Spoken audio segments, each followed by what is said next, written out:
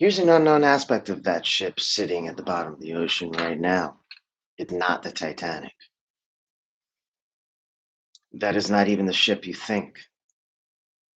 Instead, it is the Titanic Sistership, her twin, the Olympic. Fantastic research has been done by multiple people who have meticulously documented this, including photos showing the Titanic was swapped with the Olympic while they were parked beside each other in dry dock. Why would they do that? Well, the Olympic was the first of the two ships to be built, making it more advanced in its construction timetable. And during the testing phase, the Olympic hit a British military ship coming out through a clearing as it left the harbor.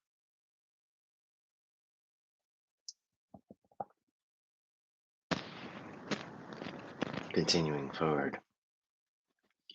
The Patriots battle happening right this second in our country and the world is the result of long planning. It's exactly like their efforts with the Titanic, which took many years of strategizing, all the way from boat design to the accident that by design didn't have enough lifeboats or the ability to launch them readily. When tragedy struck as intended, the doomed were given no way to efficiently disembark all the passengers. It appeared to be more insanity, to be mere insanity, to design a ship with an inadequate number of lifeboats. But it was part of their plan that has much in common with today's pandemic.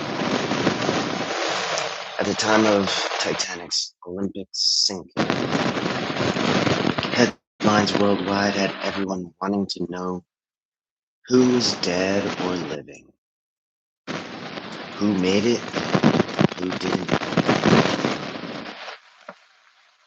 It dominated the press for weeks, and hearings followed that lasted years, trying to get to the bottom of who was behind what and how did certain failures develop. Just as the aspects of our current pandemic were intricately designed and working together toward an intentionally catastrophic conclusion. Even the time on the ship's clock was in dispute. Were they set to New York, London, or North Atlantic time? Part of the reason for questions about where the Titanic lay on the ocean floor, why it took so long to find it, was because its exact location was muddled from confusion over the collision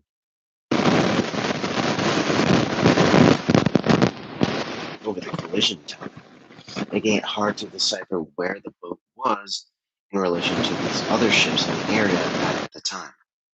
And by the way, while the Titanic Olympic was sailing full speed through a known field of icebergs, other ships were rightly anchored.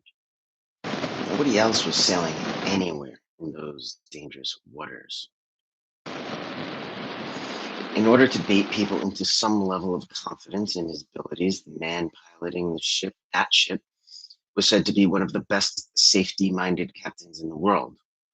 They claimed Edward John Smith was an admiral's admiral, highly regarded, just like that unsinkable boat. But Smith was Jesuit, and at the end of the day, who controls these bankers? It is Jesuits governing these bloodline families. And, by the way, pointing out the Jesuit army of bankers is not an anti-Catholic statement, because there is a component of that organization that is not God. Take it for what you will, but look at the Pope's audience hall. Tell me that is not a serpent's head inside and out. Tell me that's okay and acceptable. Once again, look at all those on the Federal Reserve Board. It is not Jewish men and women controlling that operation. It's the army of the Roman Catholic Church, the Jesuits. It's Godfather 3. And the big deal isn't actually happening in New York at the Fed. It's at the Vatican Bank in Rome. It's at the Vatican Bank in Rome.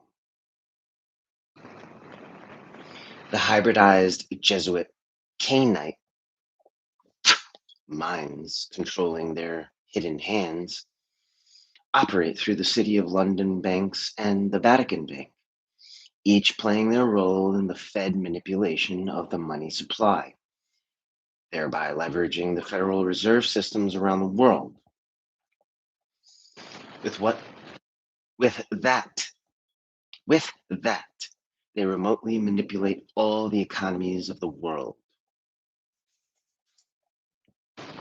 Every church and other large group has infiltrators at this point in time.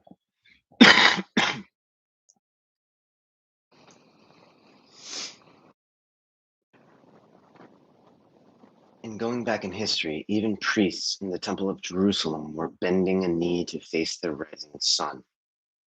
Their god Horus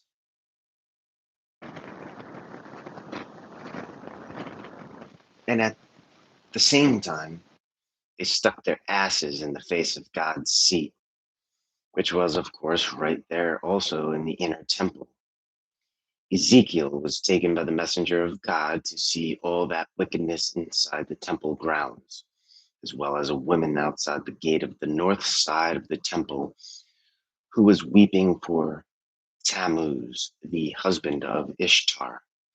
Ishtar was the Babylonian goddess, also known as the moon's priestess. It's not just the world's governments that have been captured, it's our religious institutions also, nearly all of them. People don't understand the globalists are actually a religious operation. At first, this seems like a crazy idea, but the Green Movement, with their pagan Mother Earth Gaia goddess worship, proves the point. It's worth noting that the devil is often referred to as the Green Man because he camouflaged himself among the leaves in the Garden of at Eden. For you skeptics, take a look at the layout of Washington, D.C. It is every bit as much a religious city as the Vatican. And at the center of DC is the most important and prominent religious symbol for this Babylonian sex cult, this Ishtar, Isis, Osiris, and Horus sex cult.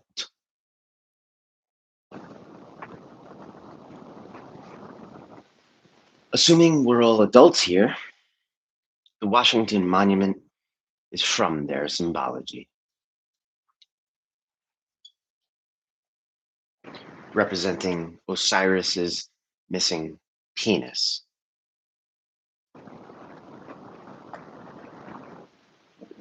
which Isis fashioned out of stone to have sex with Osiris's corpse.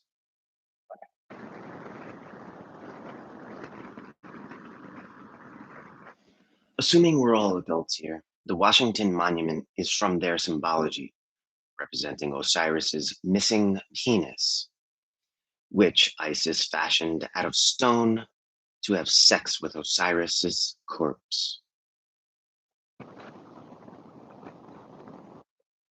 Which Isis fashioned out of stone to have sex with Osiris's corpse.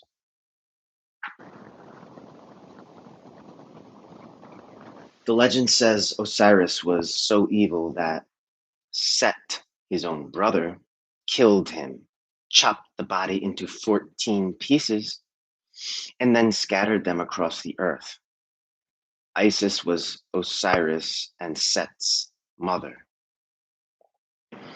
When she discovered that one son murdered the other, she raced out and found all but one piece of Osiris's parted carcass, after which she reassembled those 13 of the original 14.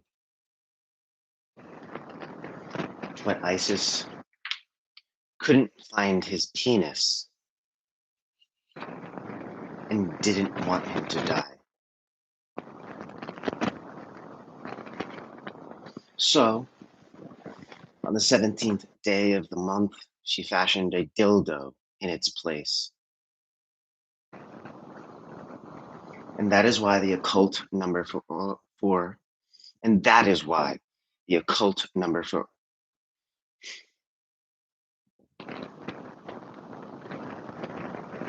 she couldn't find his penis and didn't want him to die. So on the 17th day of the month, she fashioned a dildo in its place. And that is why the occult number for Osiris is 17. Though it could have been 14 or 13 for the number of pieces. Today's occult fixation on 17 is about the death and resurrection day of Osiris, which is a mirror of Jesus's death and resurrection that we Christians celebrate every year. Why is this parallel important? It's because our symbol of Jesus's resurrection.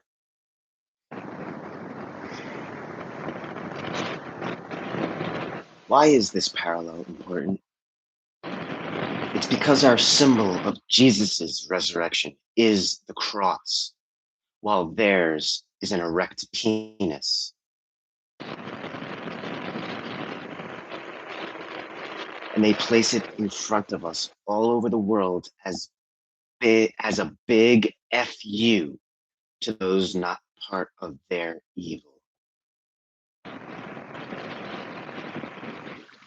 The story says Isis crafted a penis from stone and placed that phallus on the dead corpse of her son, Osiris. Isis then had sex with her son's corpse. The story says Isis crafted a penis from stone and placed that phallus on the dead corpse of her son Osiris. Isis then had sex with her son's corpse. And again, this is according to the legend, which is a part of these people's religion. It is not your or my religion. So don't tell me you don't believe this. Wake up. I'm telling you what they believe. Pay attention because you'll learn some things about how they actually think. I don't care what you think. That doesn't matter. I'm letting you know why they do what they do. Why they think what they think. And what they believe. As I first wrote decades ago, belief is the driver of action, and their actions are based on their beliefs. They have certain rituals, number values, symbology, and celestial alignments that are driving their dark faith. Through the open practice of these beliefs and exercises, they think they gain power from the spirit realm. By practicing this religion in plain sight and doing these religious acts and ceremonies, they obtain actual, real, and tangible results in the physical realm. So, Isis utilized this penis phallus. Hello, sunflower pepper.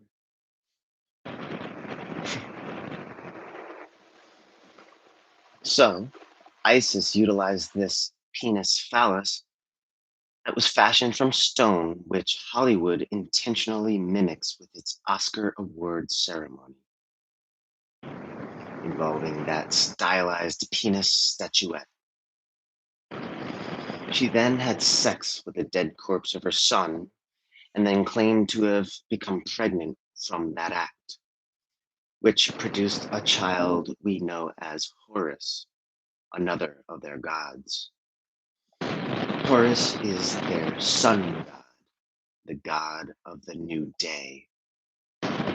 which they see as the eighth day. For 6 days God labored, and on the seventh he rested. Then came the eighth, the new day. The eighth day is their beginning for a new week, and Horus represents that new week.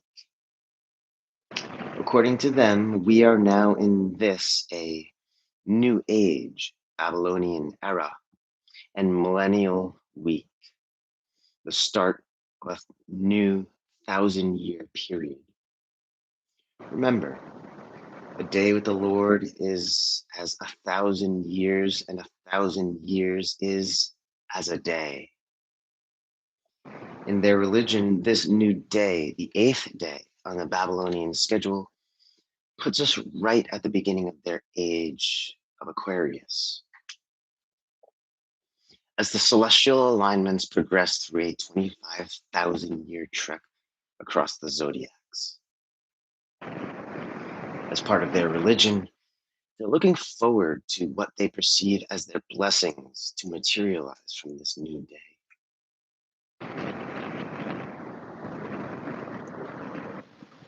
And they anticipate that part of those benefits will be their ability to eliminate all of those who aren't of their Cain bloodlines, to eliminate any artifact of Adam that isn't commingled with the seed of Cain.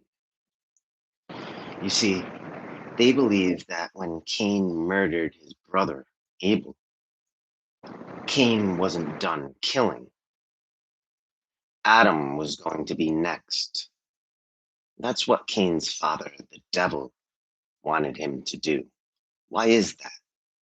If Cain eliminated Adam, the only way God could continue to be God would be to bless the offspring of Eve through her only son remaining, which of course would have been Cain at the time. They would be the only two humans left on the planet. God had promised Adam that the earth and all that was in it would be an inheritance to Adam's offspring forever. And God gave that gift to Adam with no preconditions. Adam did nothing to be given earth. God gave it to him and his descendants as a perpetual inheritance, period. If Adam had died by Cain's hand right after Abel, leaving no other male children, the only way that humanity could survive would be the mating of Eve and her hybrid son, Cain. God himself would be trapped in a catch-22 in order to bless Adam's seed, as God promised Adam. He would have to also bless Satan's serpent seed through the Cain line. On the other hand, if God does so, his curse on Satan is broken, which means God is not able to command a curse and make it stick. And it doesn't matter that you don't clearly see this in the Bible or any other holy works. Listen, I'm telling you what they believe, which comes to them directly from the father of lies, Satan. They believe his lies. So you don't have to accept what I will tell you next, which comes from their version of history. Although I personally think it probably happened, my opinion doesn't matter here. What I think is irrelevant and unimportant. They believe they are descendants of Cain, Cain line kings, who are destined to inherit the earth. This fiction is what they've been given by their father, the father of lies, who is Lucifer, Satan, the devil, Samael, and any of 1,000 other names.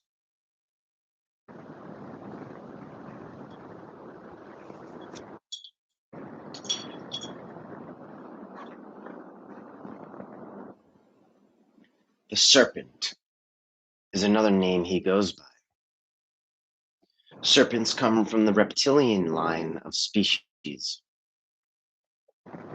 which just happens to parallel our world's propagandized idea that aliens are reptilian. So, if Lucifer isn't human, and if he was able to beguile Eve so that the two of them fathered Cain, after which Eve taught Adam the trick, and she also conceived Adam's child, Abel. That would make the two boys twins from two different fathers in just one birth cycle. Then we'd really be looking at a situation where the same fight that's been going on since Genesis is still being fought today, and it continues to be about which bloodline. It continues to be about which bloodline inherits the earth. And as long as there is even one direct descendant from Adam alive, these monarchical and monetary Cain bloodlines still believe that person must be killed so that only hybrid descendants of Eve can inherit the earth. Lucifer, Satan, the devil, or whatever you want to call him,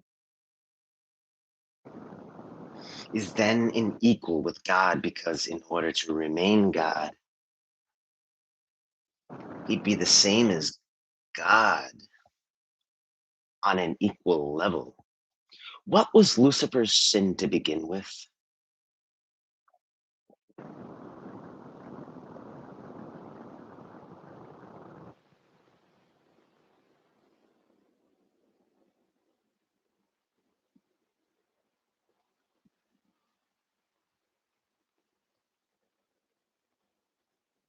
It wasn't that he wanted to be greater than God.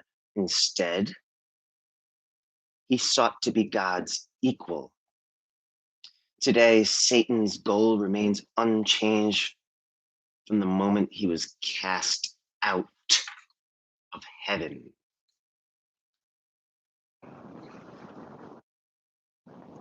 His goal has been to make himself God's co-equal, bringing himself up and taking God down.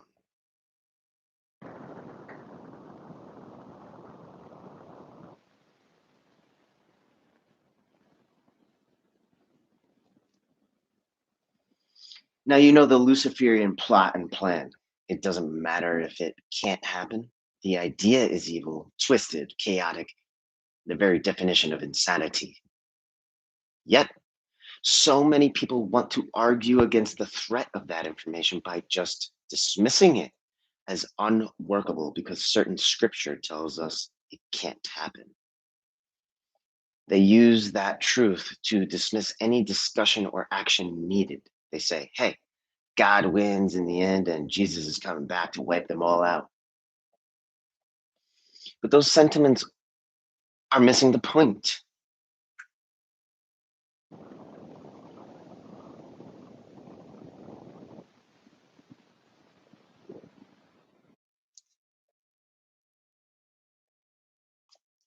These Satanists have an insane mission, which was deranged from the moment it came into the devil's mind. No one can logically explain it. Asking me or anyone else to make sense out of evil is one of the stupidest requests possible. Hell is a place where reason does not exist. There is no logic behind insanity, confusion, and chaos. The fact that anyone would even pose the question indicates that he or she hasn't really thought it through. God is watching. He allows evil for a season, but will not allow evil to win in the end. It is against the very nature of the Almighty. The Canaanite weeds will be pulled and burned in the end time harvest. Getting back to our modern day situation, with these evil masters who seek to take over and control the whole world, they've been working their scheme for a very long time. and it includes the intent to wipe out much of the Earth's population. What message did they present to us on those gigantic slabs of granite they had erected in 1980? Their Georgia Guidestones?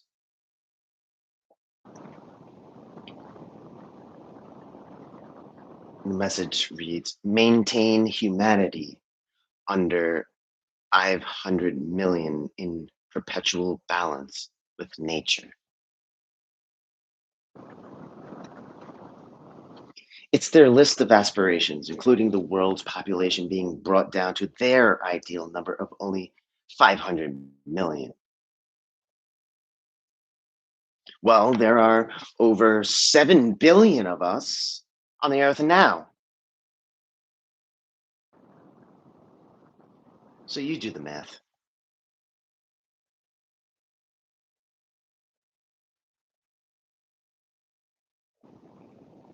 That means 13 of every 14 people alive on our planet right now would need to die in order for generations. Uh, so you do the math.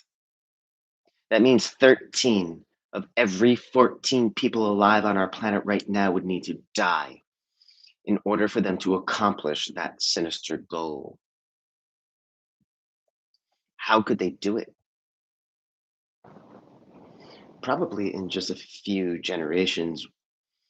One way would be to slowly implement population controls by deciding who's worthy of children. They'd pick the winners and losers. Of course, the chosen would come from only the purest of their bloodlines. Put yourself in their red shoes. Will they willingly wait for us to die out naturally? These people and their father, Satan himself, can't wait for normal attrition because their nature is as murderers that want blood sacrifices. Satan is not only the father of lies, but also the father of murder, which explains how these evil worshippers of Lucifer think.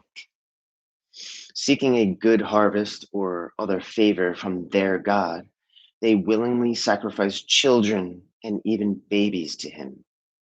Can you imagine that?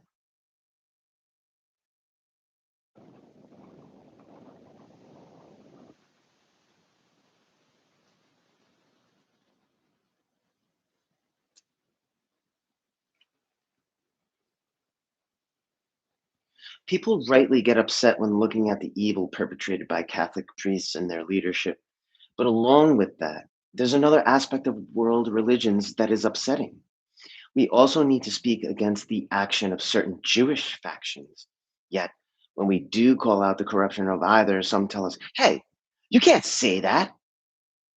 But I want to let them know that one of the most damnable, depraved nations on the planet during Old Testament times was the nation of Israel.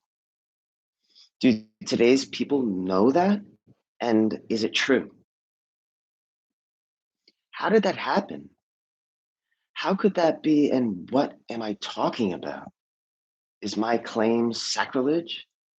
No, it's biblical. Where were the worship centers for the pagan gods? Baal and Malak. Those were in the cities and on the hills around Jerusalem. And what was their detestable practice? They sacrificed children. We have the scriptures, including the Old Testament with its Torah, that talk about these things. There was an evil crowd that had infiltrated Jerusalem and the Jewish culture. In fact, Asa was a king in Jerusalem who was raised from a young child in the royal court. His mother was a queen and father a king. Upon father's death, Asa became king. And what went on with that royal group of people? Well, a few generations earlier, King Solomon had taken on foreign wives, a lot of them. Solomon had 700 wives and 300 concubines. Even as the wisest man on earth, he allowed his wives to bring their foreign gods and evil worship practices with them to Jerusalem. And what was one of the items they contributed to Solomon's household? They brought their phallic symbols to honor Osiris, as well as Ishtar, Isis, Venus, Eostre, or whatever name you want to use for Isis, who is the god of 1,000 names. It's the same god, with the story only varying a bit from culture to culture, but involving this theme of the mother and child relationship. Their perverted ideal was that Eve would continue conceiving children by Cain after Adam's death in order to continue the human hybrid line. Why Cain instead of Satan from that point on? After the garden, the serpent was made to crawl in the dust with a changed body, as well as altered DNA, and no further ability to interbreed. In this seed war, just as Cain was on his way to kill Adam, the satanic plan is to kill every human not commingled with the blood of the serpent and thereby inherit the earth with all of God's blessings. And, by the way, for those wondering if you possibly have tainted or commingled blood, the obvious answer is that most all of us would at this point. That's why the Jewish line in the Old Testament was keeping track of every person all the way back to Adam. They knew exactly who begat who for millennia. They were tracking the pure bloodline from man's beginning through David to Christ. Why was that so important? It's because Jesus was a direct descendant from Adam through Christ's mother, Mary. And when Jesus died on the cross, that messianic message and contention is that his blood is able to save us from our sins, able to cleanse us from all sin. Well, what was that original sin? It began with the commingling of the human DNA with the serpent's DNA. When Noah was saved on the ark, what was the point? The Bible says Noah was perfect at a time when all the earth was filled with violence.